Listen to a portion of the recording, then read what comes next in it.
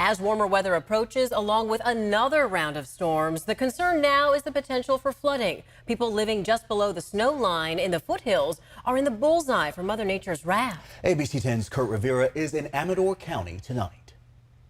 Shovel in hand, Stuart Snyder is making his own sandbags, courtesy of Amador County at the airport in Martell. They say keep it to 20, and I guess that's just being fair. This is Snyder's house in Pioneer. He was without power for 5 days and is now worried about snow melt.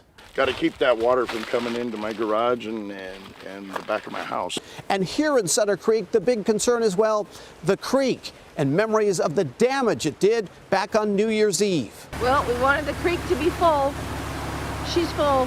On December 31st, this was Sutter Creek, rising at levels not seen in years. The water made its way into Simply Bubbles, a champagne and sparkling wine bar on Main Street. And it pretty much filled up all of this parking lot. Rich Murphy and his wife Tracy owned the store right above it, called Welcome Home Creekside. They were spared but witnessed the onslaught of water. Well, you can see the water line over there where that water is running out of that pipe right there. It was within, you can see that water line. That's about where it came up to. Homeowners along the creek like Robin Anderson are keeping a close eye on the weather too. Her finished basement was flooded New Year's Eve when Sutter Creek rose. It depends on how quickly the snow melts. If it melts very quickly, if we get a couple of really, really warm days, then it's possible it could flood again. Back at the sandbag yard, Stuart Snyder is ready for the worst. But other than that, give me what you got. Here's what you need to know. The sandbags are located at the airport parking lot near the Amador County General Services Administration building. Keep in mind there is a suggested 20-bag limit and it is self-serve. And with the risk of flooding, you'll want to think about getting those sandbags. For people living in El Dorado County, the Office of Emergency Services has a sandbag location open in South Lake Tahoe until 7 tonight.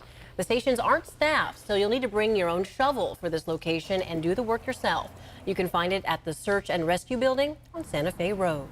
Another concern in the foothills tonight is the weight of the snow on homes and businesses and the potential for collapse. Devin Truby spent the day with firefighters in El Dorado County who are preparing for the worst. That message in action by first responders today here in Pollock Pines. We're at the fire district where you see crews shoveling their own roof as they sent out the announcement about snow loading. That's when remaining snow on the roof coupled with rain weighs it down, and there's massive concern for roof collapse in the coming days.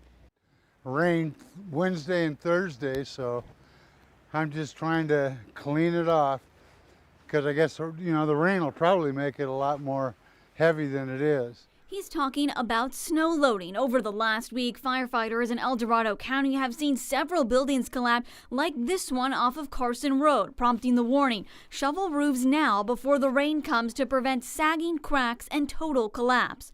Earl Reese says this is the worst winter he's experienced in the 11 years he's lived in Pollock Pines. The only thing I have to uncover is our vent for our propane heater, because if I don't, we don't have any propane. He considers himself a lucky one to live at the top of Rim and Hub Street so he can get out while his neighbors remain trapped by the unplowed roads. I haven't been able to get out of here since I think last Wednesday was the last time I've been out. You know, shoveling every day. And I'm getting too old for this stuff. El Dorado County Fire Protection District Chief Tim Cordero says the roofs on homes and businesses in El Dorado County are not designed to hold the weight of this much snow. The amount of snow that you see here in Camino is not normal. The fire chief says they are also switching operations over today to Swiftwater Rescue, doing all those preparations for the rain the next coming days and what they anticipate to be many calls this weekend. That was ABC 10's Devin Truby reporting in El Dorado County tonight. Be sure to download the free ABC 10 app for the latest updates on weather conditions and breaking news. Now, another impact of these storms has been high winds knocking down trees and taking out power lines. Here's a look at just some of the worst hit areas. As you can see, thousands of PG&E customers are still in the dark tonight. And here's a look at I-80 over Donner Summit from earlier today. As you can see, difficult driving conditions, and at the time, snow still coming down. Monica, I know deputies are urging people to avoid driving in these conditions if at all possible. Right, and so we're not even done with this first storm of the week. This is our cold storm. Our winter weather advisory goes up at 4 a.m. tomorrow morning, continues until 1 o'clock with an additional 1 to 6 inches of snow. Travel impacts will continue through tomorrow. Now, we still have our winter storm warning in effect for the lower elevations until 10 o'clock in the morning, where we could see an additional 10 to 30 inches of snow. That's ahead of some of these warmer storms. So we're still looking at accumulating snow down to about 2,500 feet. You can see it here. Through tomorrow, we're going to see about 1 to almost 15 inches of snow. Some of those colder pockets will see close to about 30 inches of snow, and additional rainfall coming in for tomorrow afternoon as well. Anywhere from about 1/10 of an inch to 1/4 of an inch in the valley, about 1/2 an inch or so for the lower foothills. Right now, things have been holding off to the northwest coast. We've seen some break in the action for today, but that cold storm is looming to the north of us. It finally kicks off to the east